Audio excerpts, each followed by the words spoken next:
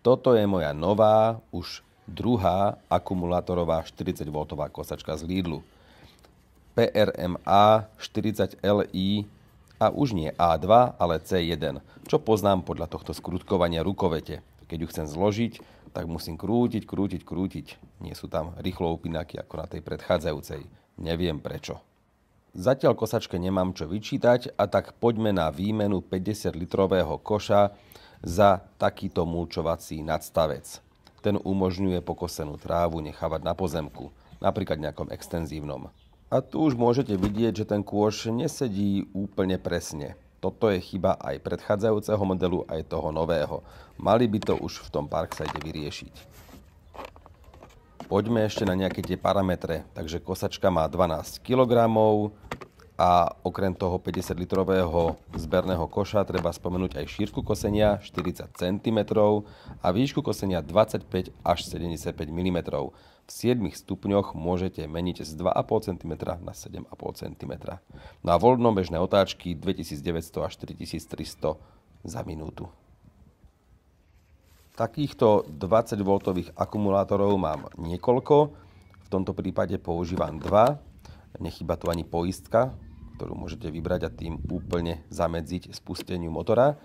No a trošku výhrady mám k tomuto malému skleníku. Neviem, prečo ten kryt nemôže byť vytvorený tak, aby sa batérie neprehrievali na slnku. A tu sú už nejaké tie parametre, ktoré som už aj spomínal. Nemám veľmi rád všetky tie recenzie kosačiek a iného náradia, ktoré je ako nové. Táto už bola používaná, nôž je typický, rovnaký ako na ostatných kosačkách, ktoré som mal v ruke, ľahko ho vymeníte alebo nabrúsite. Mimochodom, s výkonom kosačky som spokojný, takisto aj s reguláciou výšky.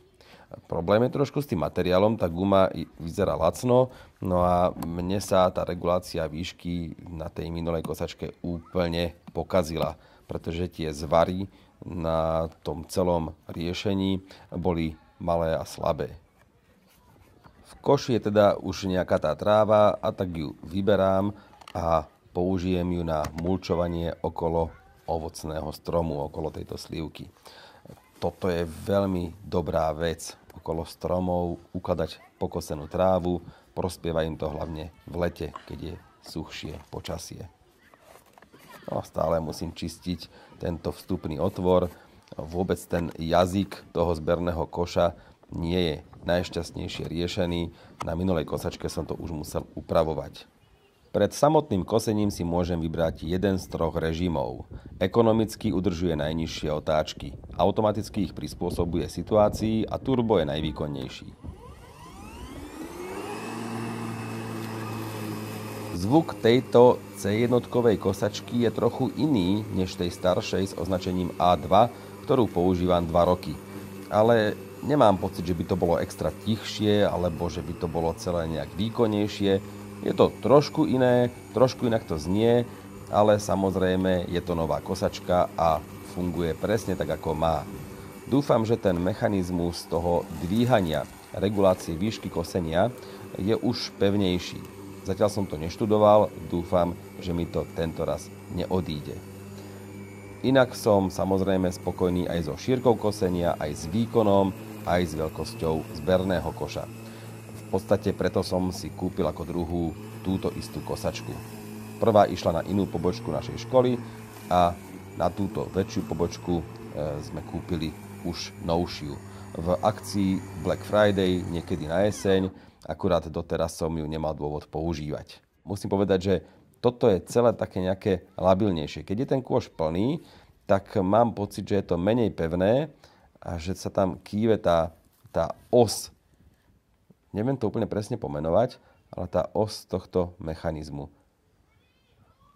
No, nie je to profi kosačka, je to jednoducho hobby kosačka a na to sa treba pripraviť. Bežný, v úvodzovkách anglický trávnik popri dome to pokosí na jednotku, samozrejme bez nejakých starostí a nemusíte mať obavy, či to zvládne. Ale ja, ako vidíte, sa občas dostávam aj do takýchto ťažších terénov, kde tá tráva už môže mať aj pár týždňov a môže vytvárať nejaké tie trsy. A tam môžem povedať, že s výkonom problém nie je. Kolieska by mohli byť možno trošku väčšie, pojazd mi nechýba, ale celková pevnosť tej kosačky je tiež dôležitá. No, tak budem musieť byť k nej trošku nežnejší.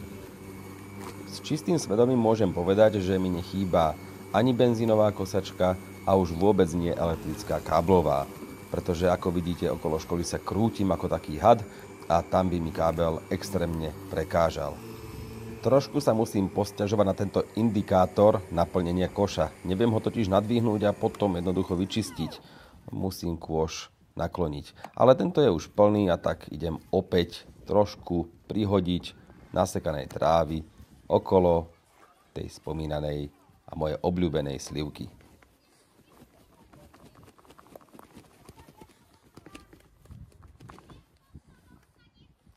Po skúsenosti s predchádzajúcim modelom môžem definitívne povedať, že mi na tejto kosačke vadí len jedna jediná vec.